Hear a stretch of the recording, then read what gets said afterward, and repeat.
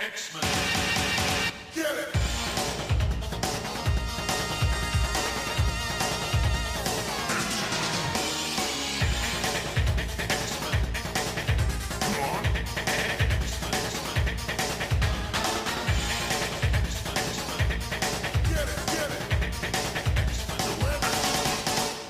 Hey everyone, and welcome to another exciting episode of Battle of the Atom. This is the weekly X-Men podcast where we rank every X-Men story from A to Z. I'm Adam. And I'm Zach. And Adam, it's been so long. I know, man. It's been a couple weeks, so you have a new addition to your family. Congratulations.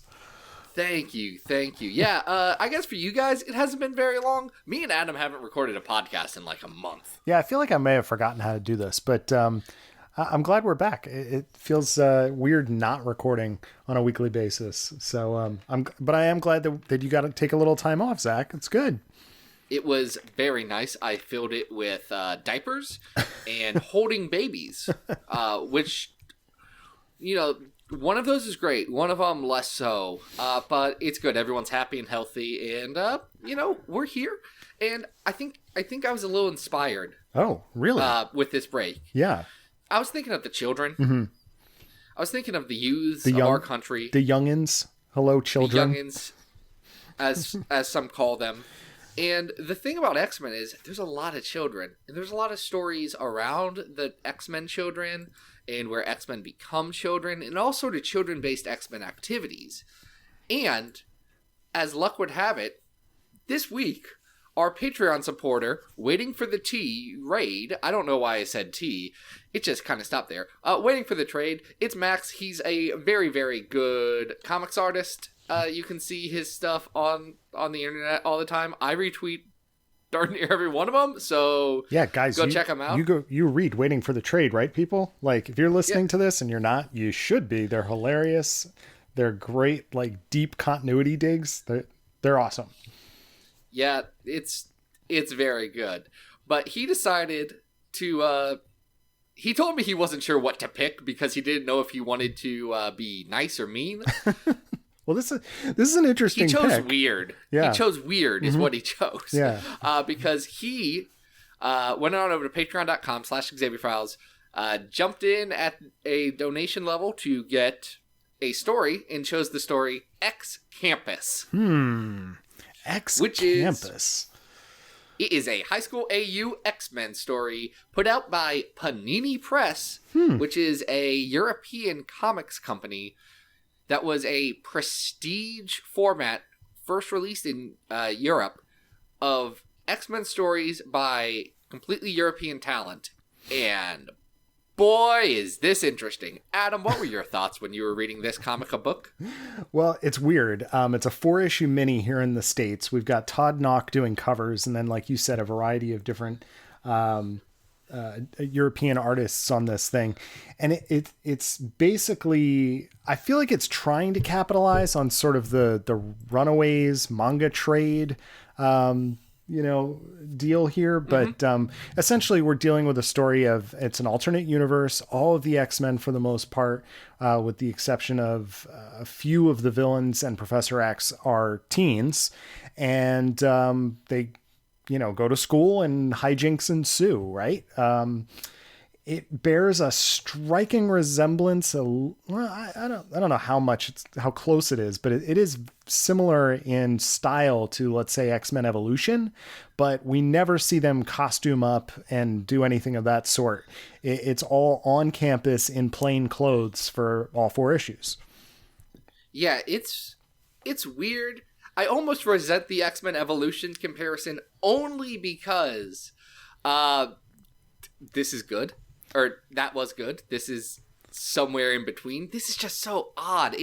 There's a handful of different stories. It's 4 issues, but each issue is a double-sized issue with 2 complete full issues inside of it. Yeah, so we're talking about almost 200 pages of content here. And it's a very unique thing because it all happens on the campus. It's very on brand with the title. I'll give it credit for that. But like I said, this is not a costumed superhero struggle. We're fitting the X-Men mythos into these into these 8 parts, and we're all going to be at school the entire time. So it has its strengths, and I think it has its weaknesses. We were talking off the air that I think one of the biggest weaknesses here is that they make Wolverine into one of the teens. He's a teen Wolverine. And it's so bad. It's weird. Guys. Wolverine has never been like under 40. He was born old.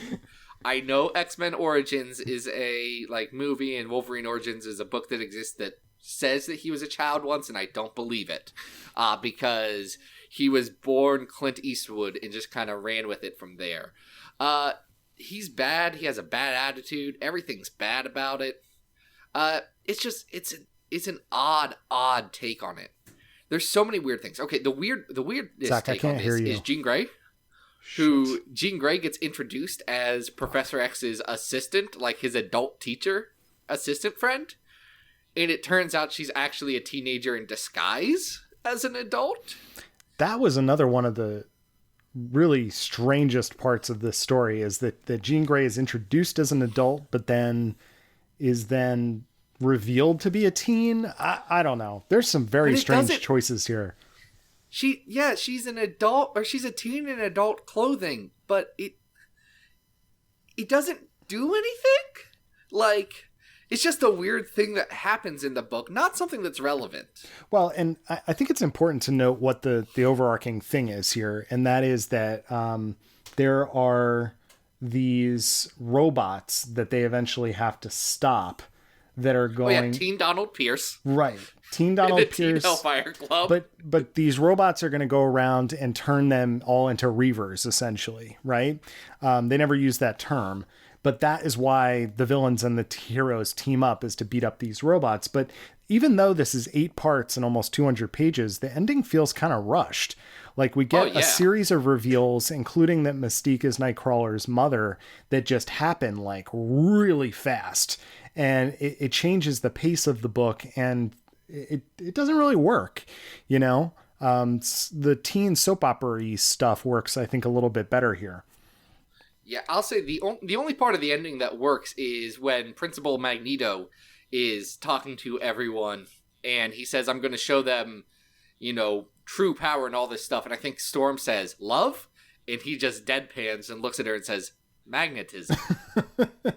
Yes. There are some good gags in this. There's some very good gags, like when the X-Men are trying to pitch Colossus to join their team, and he says, are you guys Scientologists? Oh, I love that joke. That was great. I laughed out loud at that one. You're right. There are some really fun parts in here. And if you are a fan of, you know, animated series, I'm not going to specifically say Evolution, but if you like an animated look to your comics and you want to, you know, check out a very distilled version of the X-Men, I think you might find this enjoyable. I found myself enjoying the story. It does have enough weaknesses that it's not really something that I would highly recommend. No, it's kind of blah. What it reminds me a ton of, and it's a story that I wanted to get added to this episode, but we just couldn't work it out logistically, is X-Men Misfits, which was a manga that Raina Telgemeier, you know, the biggest person in comics that no one our age is reading. The author of Smile, right? And Sisters. Big deal. Yep. Yeah, she sells more comics than anyone else in the world. That's right. But she did a manga for Marvel back before she was Raina Telgemeier. That's this with Kitty Pryde. Oh, yeah. And it's the same thing, like Viz Media put it out first for Japan, and it never really took off, just like this never really took off. It's a high school AU of the X-Men, and it just doesn't work. It's so similar to that, and it really makes me curious about, you know, they keep trying to get back to X-Men as, you know, like a teen book and all this stuff. But it just doesn't always click. They've tried this with like the First Class stuff, and they've tried it with X-Men Evolution, and it's a weird thing that they keep going back to, because most people know X-Men from just being the X-Men. Why don't you just make them X-Men? Yeah, I think it brings up an interesting question about, you know, like, what's the purpose of this? Why de-age them? I know that Jordan White is like really consistent about the fact that he thinks the X-Men are much younger than I think most of us think they are. Oh, yeah, he's wrong. I know he controls it, and he's objectively right because he sets the truth, but he's wrong, and me and him have stern disagreements about that one. Yeah, but it is interesting to me. Like we see this in a variety of different media. We've seen it in the cartoons, even X-Men Apocalypse, and to a certain extent, I don't know. Did Days of Future Past introduce some of these younger guys? No, right? It was just Apocalypse. They hit the reset button. And, I just don't necessarily understand why that's necessary. Like the characters are pretty fully formed. Like, teens are a big deal, Adam. You got to get that teen market. Got to get with those youths and their sobies and their kick flips. I don't actually know what kids do anymore. I'm not that old, but I have been removed from high school for long enough that I don't know, fidget spinners, dabbing. Okay, yeah. Where should we put this on the list? You're a high school boy, you know that. All right, so we have Evolution on this list somewhere, right? Because we did House Party, and I believe we have that down at 125. I remember you were very affectionate with that. Oh, that's a wrong word. No, that's affectionate. That tracks. Okay. I thought that made it sound like you make out with the issue. But you like, not often. You enjoyed that issue. Is this better or worse than House Party? I think it's worse than House Party. Okay. I think that from a craft in telling a story standpoint, it's better than X-Men No More Humans down at 138. So that gives us a decent window to start playing with. Okay. Yeah. I think it's better than some of the other things that we have in there. Monet Vampire Hunter, another teen. Yeah, I like this better than that. I thought this was a little bit more solid than that. That was kind of a throwaway thing. This is also kind of throwaway. Like it's certainly not like a season 1 style retelling that you're going to use to reestablish new fans. Do you think it's better than that weird Savage Wolverine poaching story? Maybe, but just a little bit better than it. Okay. It's right on that level. Because, just a couple spots up from that at 129, we have New X-Men 1 through 6 choosing sides. Uh-huh. And I think that is a more successful teen story than this. Yeah, I agree. So is it better than Children of the Atom? I'd rather reread Children of the Atom. All right. Children of the Atom's not good, but it's kind of great. Well, yeah, it's got that sweet art. So this is our new 131. Yeah, our new number 131. We've got X Campus. Yes, that was a weird one. Thanks for recommending that, Matt. Yeah, that's an oddball. I don't know if I would recommend anyone ever reading it. I don't know, but okay, check it out. It sure is something that Francesco Artabeni and just there's like 8 pencilers on this, and I can't pronounce any of their names. I'm going to embarrass myself if I try. But yeah, it's an interesting addition to the X-Men canon. Much like our next story that we're going to talk about. Adam, this was one we were both very excited about to finally get a chance to bring up in here. This deadly double-sized issue. Oh my goodness, yes. I absolutely love this issue. This is New Mutants Slumber Party, which... Yeah. What's the New issue? Mutants number 21. 21. Written by Claremont, of course. And I do believe, as far as art... This is our first Bill Sienkiewicz. Really? This is our first Bill Sienkiewicz. He did that Dracula story all the way back when. Yeah. But that was still Neil Adams ass Bill Sienkiewicz. This is Bill Sienkiewicz ass Bill Sienkiewicz. Oh yeah, this is the real deal. This is like prime time here, and this may be, if it's not my favorite New Mutants issue, it's definitely one of them. This is such a great issue of this era. The basic premise is that some of the other kids from town, from other actual high schools, have been invited to have a slumber party with the girls at the Xavier Mansion. It also introduces everybody's favorite Warlock. So there's a lot going on in this issue. Yeah, he's a good boy. Doug Ramsey joins the team in this issue. There's a ton happening. And It's gorgeous. Like, here's the weird thing. If you were going to take a look at Bill Sienkiewicz's art and his style, you would never think to ask him to draw a slumber party issue. Like, that ain't him, fam. That's not what you would think. Someone tells you, oh, we got this big horror story that involves a demon bear with an otherworldly portal dimension thing going on, and there's going to be scariness and blood. Everyone's thinking, oh yeah, Bill Sienkiewicz, the drawing guy. But slumber party? I would never mix the two. And it's amazing how well it works. He's got such an expressive style.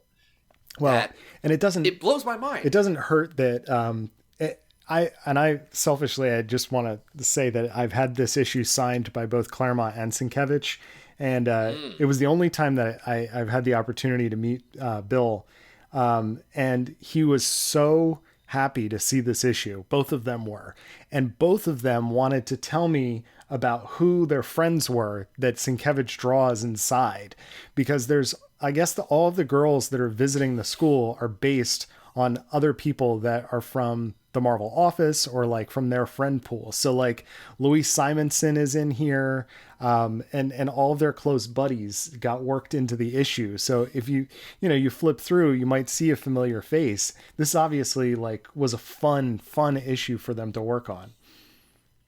Yeah, it's a blast. There's a lot of really good moments in here for the New Mutants. Like, this is the quintessential New Mutants issue, I think, because it's got a lot of fun. It's got some great moments, like the girls decide to give Rain a makeover. I was gonna say that's like the core great scene. It's right great there.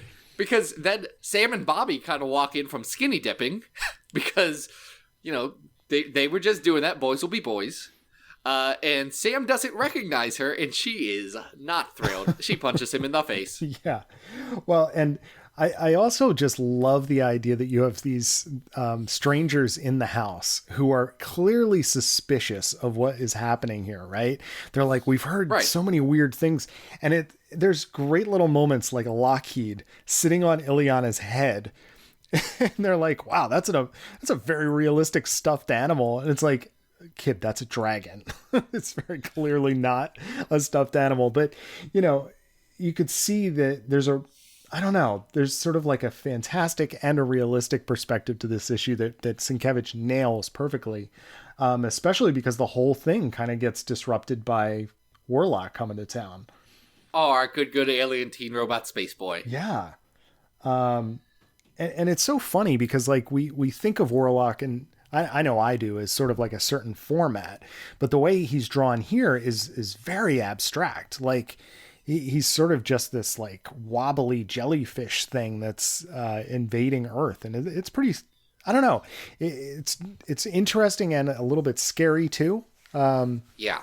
So, and I love it. I love that Warlock is this like ink blot. He is a thing that overwhelms the page and goes nuts. There's some artists who can make him work. There's other artists who draw him like constantly on model, and it never feels right to me. So I love this Warlock. I think it's great. It sets up a lot of fun stuff. You get Warlock's origin, you get the teens all coming together, kind of using their powers in fun ways to try and keep the party calm. A demon gets released on accident, and they have to deal with that. Yeah. Ileana goes into space off panel for a while, and no one comments on it until a fill-in issue like 3 years later. Yeah, and I just love that, like, for the majority of the issue, like you said, because they were skinny dipping, Cannonball is blasting around in a towel for like the bulk of the issue. That is very good, Cannonball. Yeah. I don't know. I love this issue. I treasure it. I have, like I mentioned, I have the floppy that's signed, and then I also was lucky enough to get the IDW Sienkiewicz book. The giant monster. Yeah. It's really great to see this stuff like very large. I don't know. I mean, I know it's not available through IDW anymore, but if anybody gets a copy of that on sale, it's definitely, like, if you're a Sienkiewicz fan, it's definitely worth having. Yeah. So obviously we love this issue. Love it. Yeah. And I think most of you listening, if you're a New Mutants fan, you've read this already. This is a classic. Yeah, if you haven't read this, guys, go get it on that app. Yeah. Like, this is a good standalone story you could hand to anyone and get a feel for who these characters are and why people love them. Mm-hmm. And the scan on Unlimited is really solid. Like, you can tell that they used similar scans for the IDW book that they did for the Unlimited. Because it looks really beautiful. The colors are bright and vibrant. The inks are, deep blacks. So definitely worth your time. All right, where do we put this on our list? I can see this maybe going kind of high. This is not my favorite New Mutant story, but it might be number 2. All right, so I think the highest New Mutants thing that we have is Asgardian Wars at number 4 with New Mutants Special Edition. However, that is a crossover with Uncanny X-Men. So the other New Mutants that we have really high is Inferno at 23. So it's better than Inferno. Okay. At 23. All right. That means. And that's right. My list is hidden. That explains why I can't see Inferno and I was looking for it. I was like, son of a gun, I know that's there. All right. So that means we are in the top 22 of our list here, Zach. So how high are you willing to go with Slumber Party? I don't think it breaks the top 10. And the only reason I'm saying that is because we've got that Uncanny X-Men bar issue at number 10 where they get in that bar fight. And that's very, very good comics right there. I'm with you on that. I wasn't going to inject this into the top 10, but I do think that it's getting very close to that. I'm looking at the things that we have from 11 to 20, and I'm kind of thinking this is better than them. Because at let's see, at number 11, we've got Mutant Massacre. At number 12, we've got that first arc of Buns Magneto. Mm-hmm. I think I definitely can say that it's better than that first arc of Buns Magneto. Absolutely. And I think as a whole, it's probably better than Mutant Massacre. I'm going to go with you. I think this is our new 11. I don't want to put it against above the Colossus Juggernaut issue, but this is by far one of the most classic issues of X-Men ever written. So I think it deserves to be right there. Yeah, y'all go read that Slumber Party issue. It's New Mutants 21, and it's our new number 11 on this list. Nice. And now we move on. We've had a lot of fun today. We've talked about a lot of really good and exciting stories. And now we're going to talk about the new X-Men and the terrible, horrible, no good, very bad day. Well, this is, correct me if I'm wrong, we're in Decimation for this particular arc. Yep. Which we have left the House of M. Yeah. And things are bad. And we did cover Decimation with End of Grays previously. Right. Yeah. So what terrible, awful, no good, bad things can we do to the new X-Men? What are we starting with? Issue 20, and we're going to 24. 27? Yes. Did you not read them? I only read to 24. Because I only did Childhood's End. Oh, Adam. Okay. What did you do? What's 20? I did up through 27. Which is Crusade, right? I guess technically it is. Crusade starts with 24, but I've always read them as like the same story because they just keep going. Well, let's just cover it like this. I mean, I could talk about the first half, and you could talk about the second half. So the first half is by Craig Kyle and Chris Yost, with Mark Brooks doing the art. Yeah. I think Paul Pelletier does a little bit on the last issue of that, on 23. And it starts with a whole bunch of children screaming at the top of their lungs. Because... Yeah. M-Day. Yeah. M-Day, man. M-Day is hit, and people are taking it in a variety of different ways. Some of them think their powers are gone when they're not. Some of them have had their powers removed. Some of them wanted their powers removed. And I gotta say, it's a little bit confusing the way the storytelling is done in the issue. But I will give it credit that if something like this were happening to the school, you can imagine that it would be mass pandemonium. And they do a pretty good job of capturing that. They do. I think what's weird about this part of the arc is that the story bounces back and forth time-wise. It flashes forward and back in time. I don't know how successful that is. Yeah, it's a little odd. Yeah, and basically what the focus is for the arc is that the White Queen pretty much just wants to kick out, Emma Frost wants to kick out anybody who's now human, and reestablishes what the core lineup of this new X-Men team is. Instead of it being a team of New Mutants and Hellions, they're gonna fight and duel until we get a new team. And she's also very angry that X-23 is in the building. Yeah, Emma's kind of a jerk in this one. Gonna say I love our Diamond Girl, but she doesn't come off great here. Obviously, Emma has now gone through her third class of students who have been decimated by tragedy, so she's a little fed up. Oh yeah.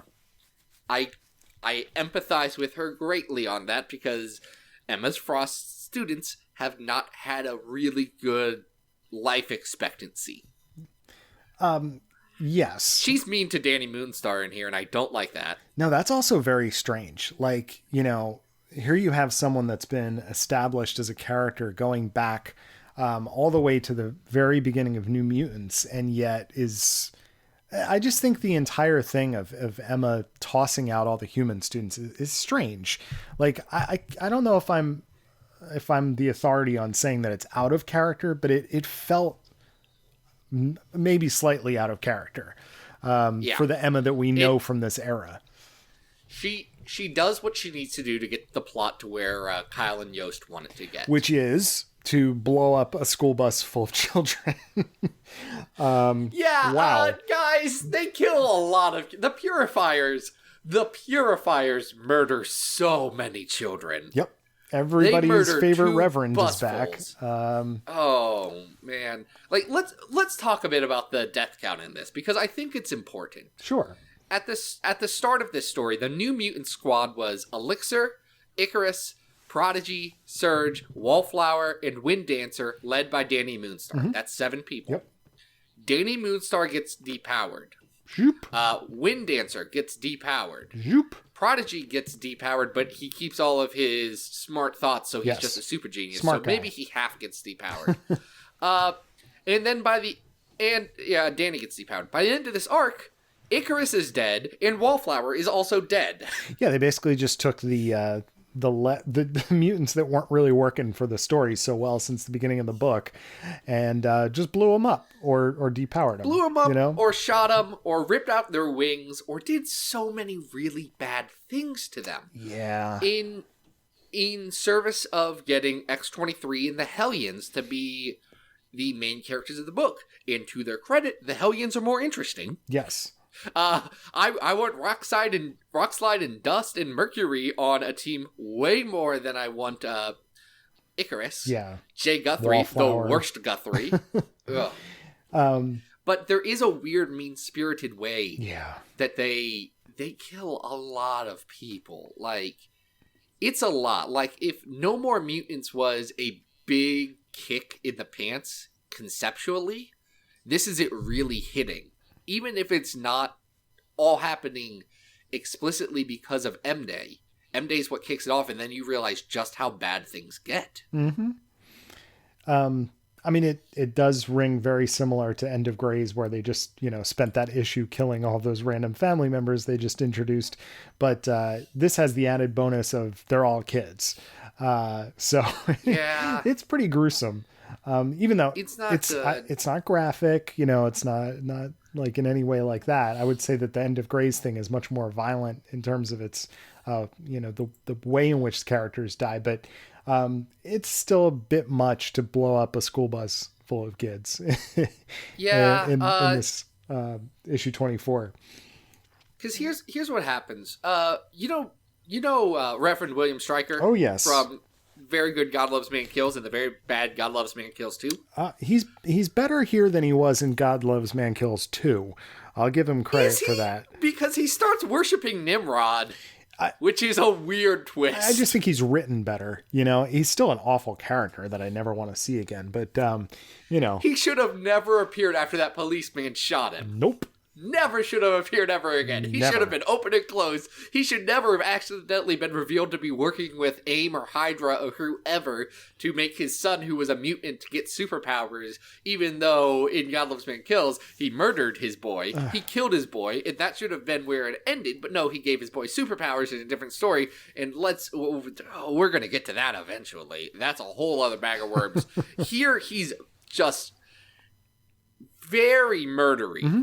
Oh, yeah. He kills a lot of people, and he's gleeful about it, and it just sucks. I hate that Stryker is being used like that, because I think Stryker had such a good, complete, one-shot story and should have never been touched again. Agreed. I do, however, think the Purifiers as a general antagonistic force that represents humans hating mutants, that works. Yeah, I wish they dressed differently. I never really liked the uniforms of the Purifiers. It's just the giant upside down, the giant cross of Peter and the black. Yeah, it doesn't. That I don't like. Doesn't work great. Concept. It doesn't work great. Yeah. Mostly just because I think all it does is then kind of shoehorn them into saying, God hates these abominations, and that's it. And I think the one thing that the Marvel Universe has taught us is religion's not the only reason why everyone hates mutants. No one has a good reason, but everyone does hate the mutants. Mm-hmm. So yeah, I think it shoehorns them a bit. Yeah. What do we think of this? Do we like this? I think it's interesting. I think the second half is a bit more well paced than the first half, because the first half it has 4 issues where they're still setting up this new status quo. And then the bus explosion happens. And right after that, the Purifiers' attack really starts on the school. Mm-hmm. And that starts to get things moving. There's a lot of momentum. There's a fun scene where X-23 switches herself with dust so that she can catch the Purifiers by surprise.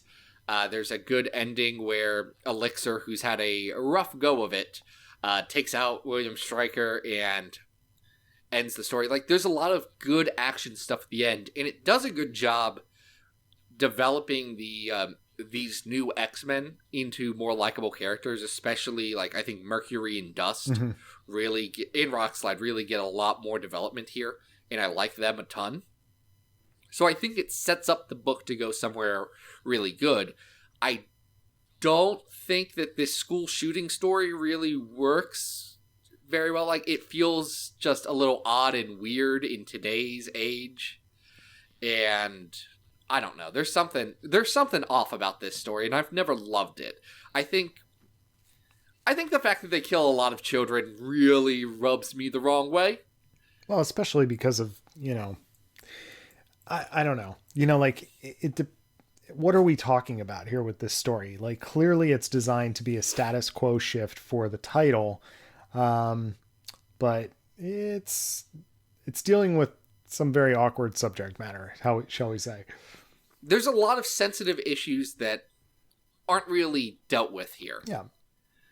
And I think that's not great. I do think Mark Brooks and Paco Medina, who do the art on these stories, I think they do a very good job with it. Yeah. I think it's real gorgeous. Paco Medina, especially someone who I love. Brooks's covers are fantastic.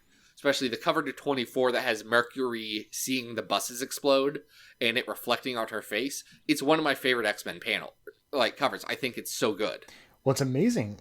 Mark Brooks's evolution from here to what he's doing now with these very painterly covers he's doing for Extermination. It's pretty amazing, his evolution over the years. But these are good too.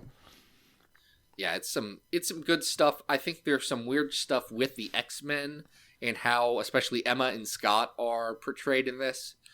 I think it has some growing pains before this book becomes real fun. I think the next 3 arcs after this, it's a Nimrod story that follows up with this.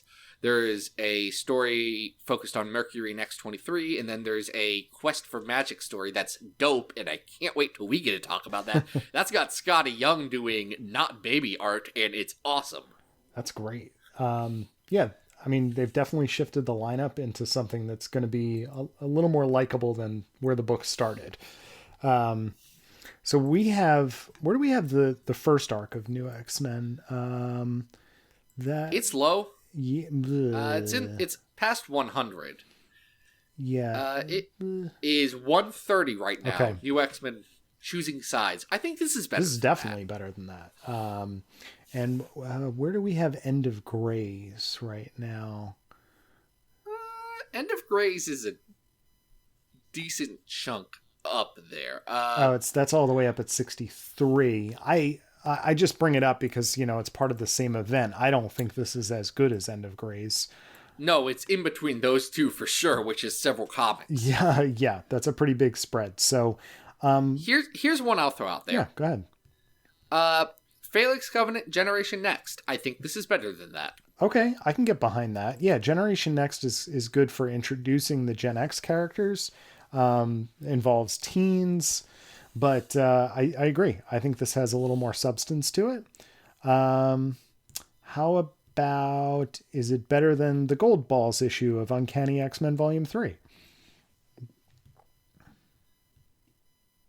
Man, you just know how to cut to my core. I know you like that Gold Balls guy. Yeah, Gold Balls is good.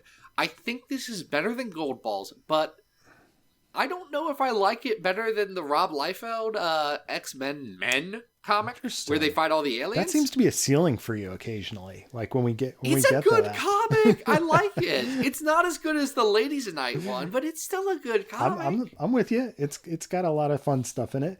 All right. So is that where it's going? Is this our new 91? I think this is our new 91. Great. It's New X-Men Childhood's End / Crusade. Oh, man. They killed off a lot of kids, didn't they? That's just mean, right? That's just a mean-spirited way to do things. Yeah. Well, I think that event in general was designed to be pretty mean-spirited, But, hey, it happened, and you get a better book out of it, I guess, right?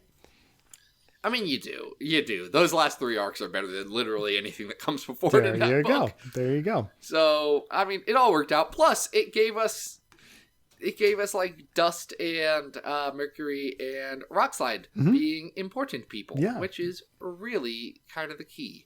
But that does it. That's three stories. We're back. We did not totally forget how to podcast. No, we remembered how to podcast. That's great. I feel good. That is fantastic. So first off, I want to thank Max and everything that he does on Waiting for the Trade. It's very good comics. You should check it out. Just, because it's very good. So thank you for supporting us on Patreon, Max.